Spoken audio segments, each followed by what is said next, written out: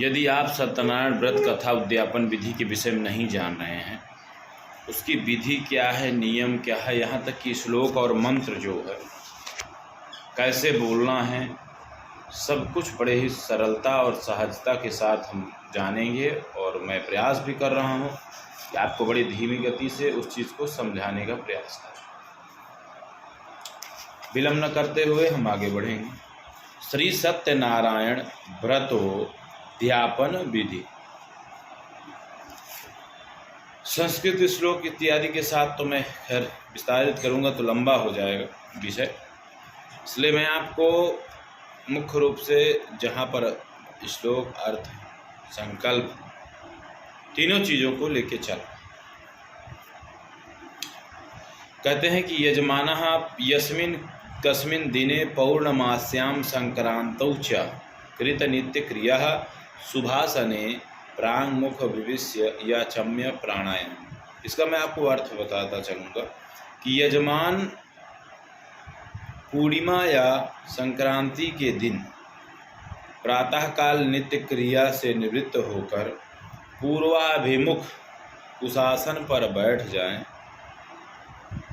बैठकर आचमन प्राणायाम कर दाहिने हाथ में जल लेकर के देश कालौ संकीर्त्य, हाथ में संकल्प जो लेना है, देश कालौ संकीर्त्य मम समस्त पाप क्षयार्थम आयुरारोग्य ऐश्वर्य विवृद्धिये सकल स्वाभीष्ट मनोरथ सिद्ध्यर्थम श्री सत्यनारायण प्रीतये सत्यनारायण व्रतोद्यापनमहं करिष्ये इति संकल्प। उसके बाद क्या करना है, तो सत्यनारायण व्रतोद्यापनमहं करिष्ये कह करके फिर पर्यंत उसके बाद पढ़ करके जल भूमि पर छोड़ दें। तदनंतर पंचोपचार से गणेश पूजन, गौरी पूजन, कलश स्थापन तथा नवग्रहादि देवताओं का भली भांति पूजन कर यथाविहित सामग्री द्वारा ग्रह शांति के अनुसार आचार्य एवं ब्रह्मा का वर्ण कर ले। तत्पश्चात सत्यनारायण भगवान की सुवर्ण प्रतिमा, मूर्ति अथवा शालिग्राम प्रतिमा को षोडशोपचार से पूजन करना चाहिए। आचार्य स्थंडिल वेदी में पंचभू संस्कार पूर्वक अग्नि स्थापन करें। तदनंतर नवग्रह पूजन एवं पुष्कंडिका का पूजन कर अग्नि को प्रज्वलित करना चाहिए। अग्नि में आधार एवं आज्य का हवन कर देना चाहिए।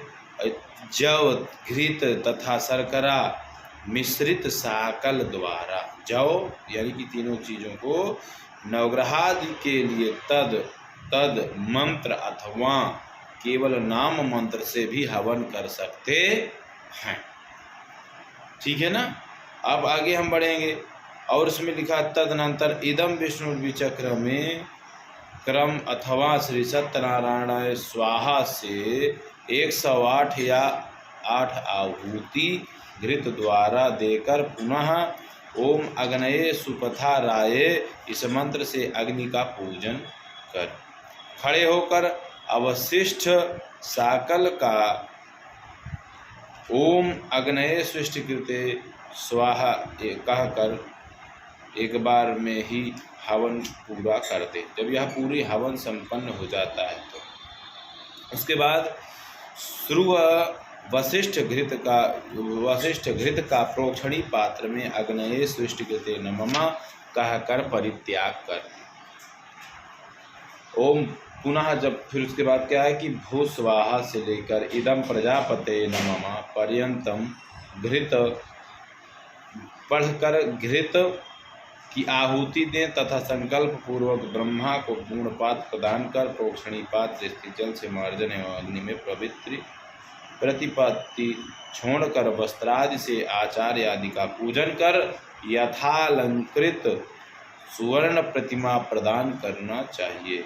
तदनंतर दाहिने हाथ में जल लेकर कृतस्य व्रतोद्यापन कर्मणः से लेकर भूयसी दक्षिणा च दास्ये तक संकल्प पढ़कर पक्वनादि से ब्राह्मण भोजन करावें तथा उन्हें दक्षिणा एवं तांबूल आदि देकर उनसे आशीर्वाद ग्रहण करें। पुनः बंधु बांधवों के साथ स्वयं भोजन करें। तो इस प्रकार से आपको सत्यनारायण व्रत उद्यापन की मैंने सरल विधि बताई। अब हम बात करें इसका मंत्रोच्चारण। तो शुरू से जो मंत्रोच्चारण की विधि है वह मैं आपको PDF में फ़ोटो खींच करके एक व्यवस्थित तरीके से बताऊंगा ताकि आपको यह समझ में आने लगे। आशा करता हूं कि ये सरल विधि जो मैंने आपको कुछ बताया वो आपको समझ में आया होगा। ऐसे ही वीडियो के लिए आप मेरे साथ बने रहिए, मैं आपको सब जानकारी देता रहूँगा।